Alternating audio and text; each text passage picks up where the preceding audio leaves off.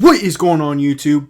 What is going on, Kansas City? And what is going on, everybody? And welcome to the Beat of KC. Today, we're going to be talking about the Kansas City Royals, but I'm going to take it a step further, and we're going to be talking about some potential minor league players that have really been grinding a lot this season that could potentially get the call up to the major leagues. You know, the Kansas City Royals are sitting right at about 500.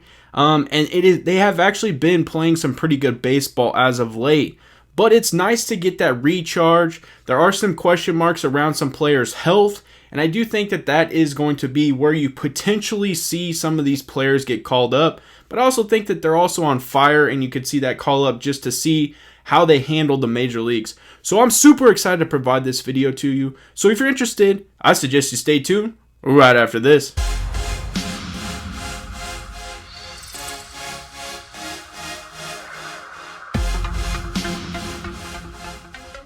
But before we dive into this very exciting Kansas City Royals video, I ask that you guys smash that subscribe button, smash that like button, comment down below, and now it's time to get into the video.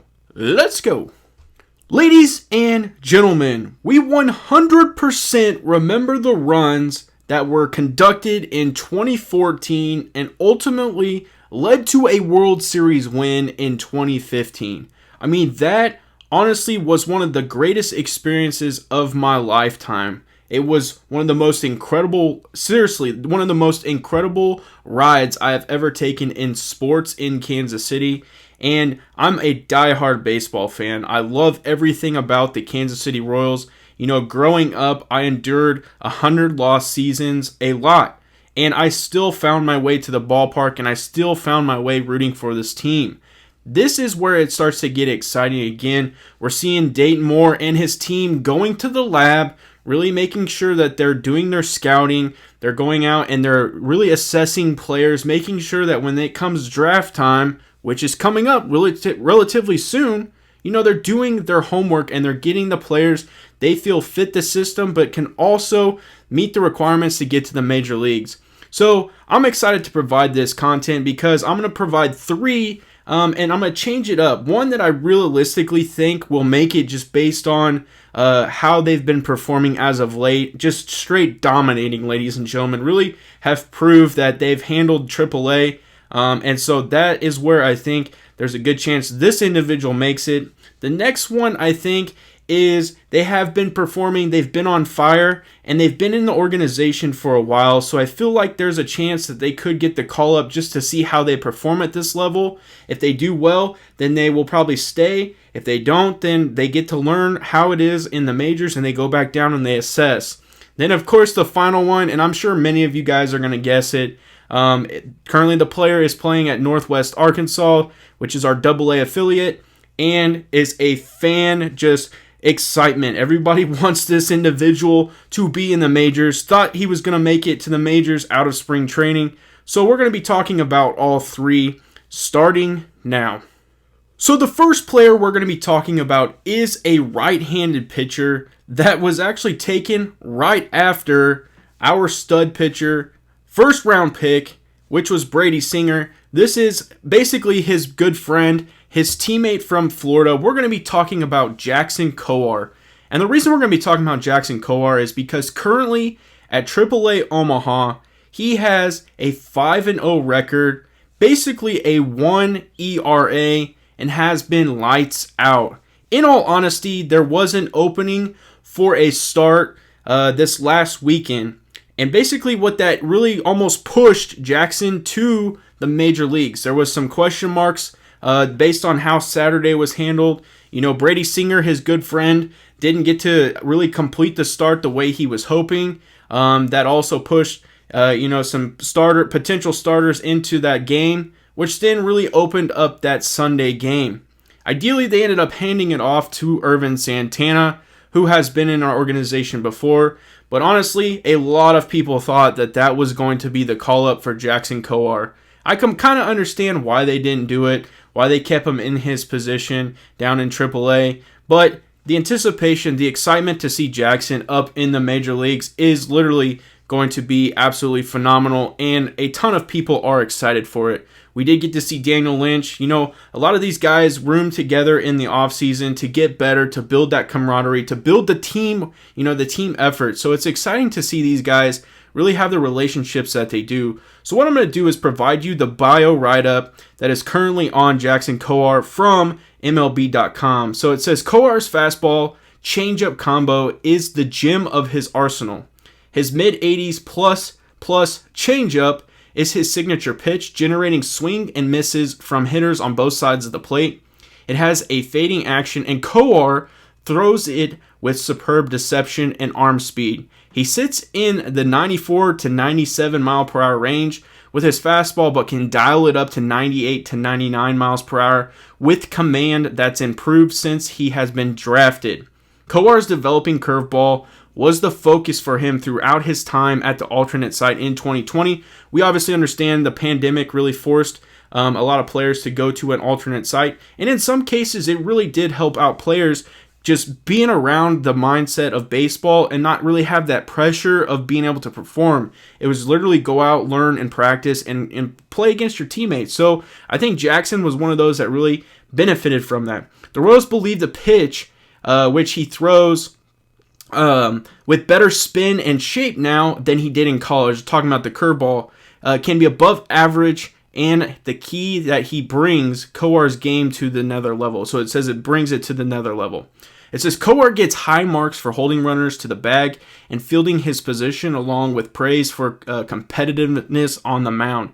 You know, honestly, that bulldog mentality comes from that rotation there in Florida when you had Brady Singer and you have Jackson Kowar. I mean, those basically were your 1 and 2, and, you know, we see how Brady Singer handles himself on the mound. He literally goes out there and he is a bulldog. He does not like losing, and rightfully so. Who does like to lose? I mean, that honestly, that right there alone made me super pumped that we were able to even get Brady Singer. But then obviously the pitching capabilities come with that, and I'm excited to see Jackson bring that as well.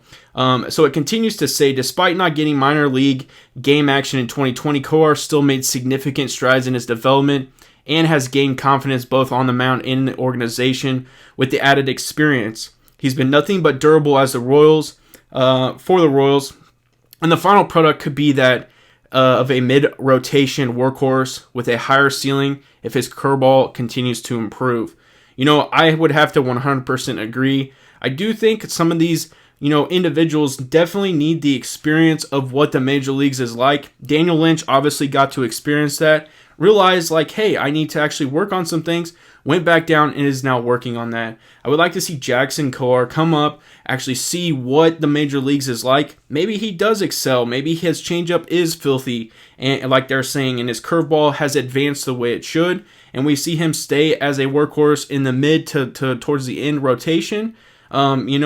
But then maybe he doesn't, and he goes back down and learns and progresses in the way we want him to do. It is incredible to see he is pitching in AAA. He is 5-0, and like I said, he's sitting basically at a 1 ERA. I almost thought that was a call-up, and that is why he's going to be one that I feel will get called up this year at some point, just based on his performance, and whether that is going to be a bullpen piece or maybe that is a rotation piece. I do feel at some point we see him in the majors. So the next player we're going to be talking about was drafted in 2017. He was our first round pick at pick number 14, and that's going to be first baseman Nick Pratto. And ladies and gentlemen, I feel that if there is the right timing, and this is something that we need because we did see Ryan O'Hearn up in the majors for a little bit, I do feel that there's a chance we could at some point see Nick Pratto this year, just based on an injury, or it's getting that point in the season where we just aren't playing the best, and we want to see what Nick can provide because he's doing so well right now down in the minors. His game really has developed, and I do initially think that from a fan perspective, there was a lot of pressure put on him, whether he really even acknowledged it or not.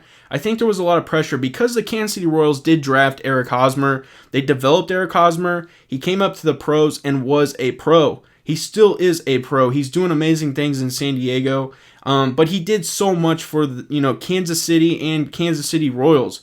He helped win us a World Series, And obviously he wanted to get paid and wanted to take his game to San Diego. Understandable, but I do feel that there was some pressure potentially on the Nenadick Pratto draft. And I just think that now we're starting to see him develop into his own entity. I do, again, feel that this alternate site from the COVID really helps some of these players, and I think Nick is definitely one of those.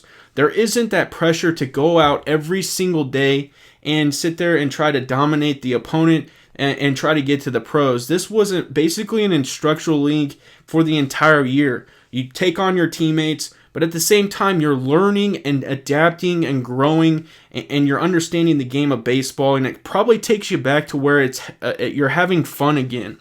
And I do feel that you're seeing a lot of that translate into this year. So we're going to dive in again and talk about, really this bio that is written by MLB.com on Nick. So it says, after deviating from his strengths in 2019 as he tinkered with several components of his left-handed swing to no avail, Pratto looked like a different hitter in 2020. Employing a more confident approach that led to better decisions, Pratto had his hard hit rate shoot up and his whiffs decrease, which is very significant. He hit more home runs than any player in camp and made consistent hard contact to the opposite field after struggling to do so at Wilmington, which was our high A in 19. One of his best and most efficient base runners in Kansas City's system, Pratto compensates for his fringy speed with excellent instinct on the base pass. Pratto has long been revered for his defensive prowess at first base, with many evaluators giving him a glove of a 70 grade. So how they're doing this scaling is it's 20 out of 80, 80 being the best. So you can see he's basically 10 off from being the best from the scouting scale on defense. His athleticism translates well at the position, while the plus arm that he used, fire upper 80s fastball as a prep, is an underrated weapon. But while Pratto's defensive ability does give him a higher floor than a typical first baseman, he will need to produce to meet the position's high offensive demands. We do understand first base really does require, that aspect. I mean, think about some of the greats who played it. You're talking about the MVP from last year was a first baseman on the AL side, and that was Jose Abreu. So you're seeing you have to be able to produce, and we're starting to see that from Nick. I do believe he has 9 home runs currently with Northwest Arkansas, and he really has, you just watching some of the highlights, you can see he's really has molded his game into being something special. So like I stated earlier, I do feel that if the opportunity is right with maybe an injury, or we just get to that point in the season where maybe we feel we're out of it and we want to give him a chance, I think Nick is going to be that call-up. I mean, let's be real, ladies and gentlemen. If you're not giddy for this last one, then I don't know what to tell you. But we're going to be talking about Bobby Witt Jr., and basically you have to at this point. I mean, yes, he did start off very slow in the minor leagues, but we understand that he went through a spring training, and this is going to be his first full season playing in the minor leagues due to the pandemic. We understand there was an alternate site, but the actual MILB season was canceled last year due to the pandemic.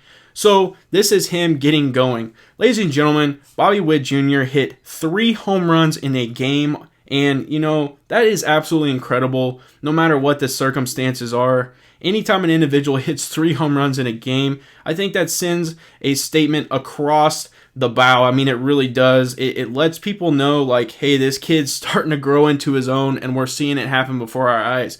He is also currently on the roster for the Northwest AA, Northwest Arkansas, and so it's absolutely exciting to see and keep track of that team as they all develop together. So what I'm going to do is talk about his entire bio from MLB.com, because it's just exciting to read about the number 1 player in our organization. He is definitely a top 10, top 100 prospect coming up for the major leagues. I mean, this is Bobby Witt Jr., ladies and gentlemen. I mean, this is an incredible individual. I was able to go down to spring training and see him in person, and I was just in awe just to see him play the game. It's fun. You're seeing him go out there and just enjoy the game. He was diving for balls and getting after it just because he's out there playing the game that he grew up loving. I mean, this is an incredible individual, and he's going to provide an amazing just presence when he gets to the major leagues. Now, do we expect Bobby Witt to make it to the major leagues? That's why I put him where I did, as far as I think the Royals would have to be completely out of it. And we know how baseball works. You want to save some years, so you almost keep him in the minor leagues.